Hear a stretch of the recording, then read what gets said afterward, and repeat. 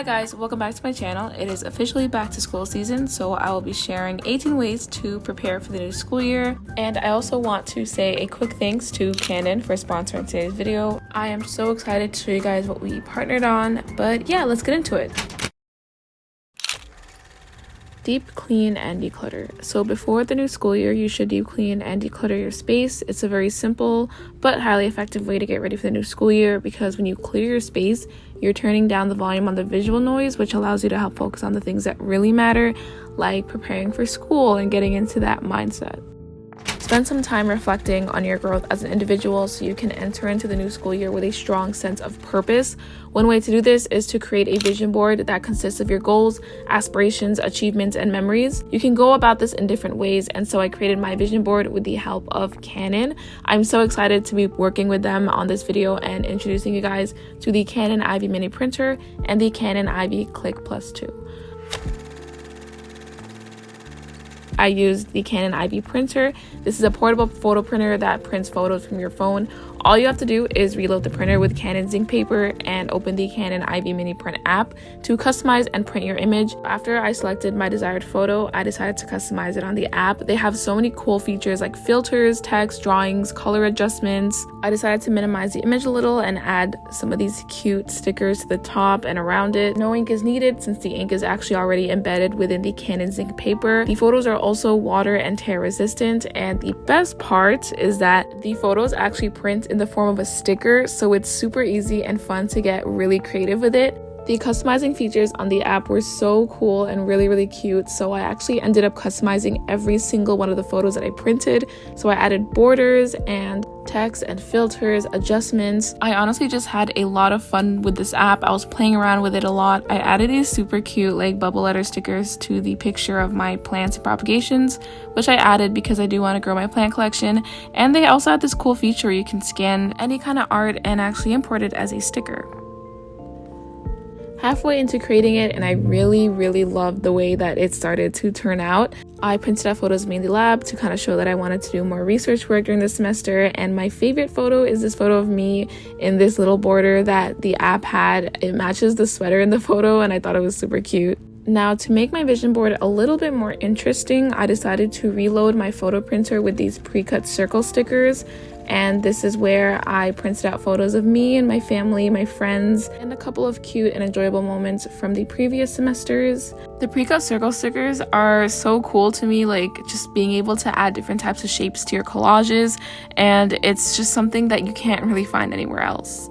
So after that, I finished the vision board, and this is how the final product look. It's so cute and the colors are really vibrant. I'm so proud of how my photos came out. I decided to print out memories that meant the most to me and embodied my growth as a person. As I made this vision board, I was able to take the time to appreciate my achievements, the people in my life, and the obstacles that I overcame. Being a student isn't easy at all, so reflecting on these experiences and moments in my life, I was able to establish this strong sense of purpose and drive that will hopefully help me accomplish great things throughout the school year.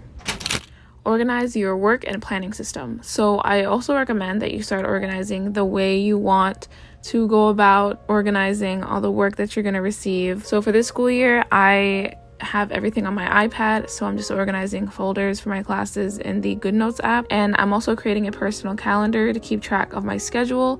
I'm really bad at remembering the schedule for my classes, so this is something that I like to do early on. I also created a new calendar template for the new school year, and my planning system is on a calendar basis since most of the work I need to do can be organized in deadlines. It really all depends on what works for you. I remember in high school I was really big on to-do lists, but now I heavily rely on calendars to meet my deadlines. Clear your storage. So I don't know if it's just me, but once the school year starts, I have so many files in my devices, all these screenshots of diagrams, duplicated essay files, and assignments. So something I recently started putting into practice is clearing all my storage. There's nothing worse than seeing that your storage is full and not being able to take notes or something. Take up a non-school related activity. Last semester, I didn't engage in any of my hobbies, and I emerged feeling so empty, unhappy, kind of lost. So take advantage of your free time and try to take up a new hobby, whether it's long walks, a new sport, scrapbooking, photography, YouTube. Engage in anything that has nothing to do with school, because it would really help. This summer I focused a lot on photography and editing and just stimulating my mind, Revamp your supplies. This is a personal preference, but I like to change some things up before the new school year. Even the smallest things like changing my wallpaper or redecorating my space can make me feel so much more prepared for the changes I'll be experiencing during the new school year, so just keep this in mind. Adjust your sleep schedule. So there's nothing worse than having to shift your biological clock during the first week of school, so you want to reduce your stress before school, start sleeping early and waking up early, set those alarms, and you'll be good to go. Rekindle school connections. So start reaching out to your classmates and friends. Maintaining your school relationships helps to keep yourself accountable with schoolwork, and also communicating can help make sure that you are up to date with any required summer readings, assignments, or general pre-semester tasks. This works in the benefit of your friend and you because you both can start helping each other out before everything just hits you. Actively work on decreasing your screen time. Do not wait until you failed an exam to start removing apps that are hurting your productivity. Personally, I deleted TikTok way back, probably during final season last semester. When I'm on TikTok, I get really detached from reality and spend hours on my phone just scrolling. Another app that I get lost is in Instagram, but since it's not as addicting as TikTok, I just put a time limit on the app. So that's also another thing that you can do instead of just deleting the entire thing. Just put a time limit on it. Engage in content that will help encourage a growth mindset. So I feel like during the school year, we always get into this slump where we don't feel like we're at our best, or we feel like we've reached a low point and it's really hard to recover from that. In order to build stamina to get through the school year, you really need to engage more in a growth mindset. So the way to do that is to come into contact with content that will only encourage a growth mindset. I think the best way to do this is to interact with uplifting media or challenge yourself with new difficult tasks or hobbies. So for instance, I'm not a really big reader, but I did read this autobiography that just changed my perspective on illness, disease, and honestly the meaning to life, which is really deep and huge, so I definitely recommend it. It is a game changer and a mindset changer. I've also ventured into things that I've never done before, which is something that you should definitely do if you're looking to engage more in a growth mindset. I like to stay in my comfort zone a lot, which I think was kind of setting me back. So when I started taking care of plants and also venturing into photo editing, I've never done that before, usually just video editing and photography, but engaging in all this taught me to push forward despite all my mistakes and learn to improve and become better each and every time, which is a very important skill that you need to survive the school year and life in general, to be honest. Reflect on your study methods and habits. By reflecting on your previous study methods, you can avoid habits that didn't work out for you this semester. In order to grow as a student, you need to learn from your mistakes and work on trying something different. If writing notes didn't work out for you, try to stop writing notes and instead annotate, draw diagrams, or just do practice problems. If you couldn't keep up with the to-do list last year, then try focusing on creating calendars, working more on reaching deadlines. Don't be afraid of trying new study habits. Ask for advice from upper years or people who have already gone through what you are about to get yourself into. Do not be afraid to ask for help from upper years, those who are familiar with professors and classes that you're going to be taking. Try to ask around online or from your friends or just from your classmates. They can provide you with advice on how to deal with the professor, how to study for their exams, or even offer you notes and resources that have helped them.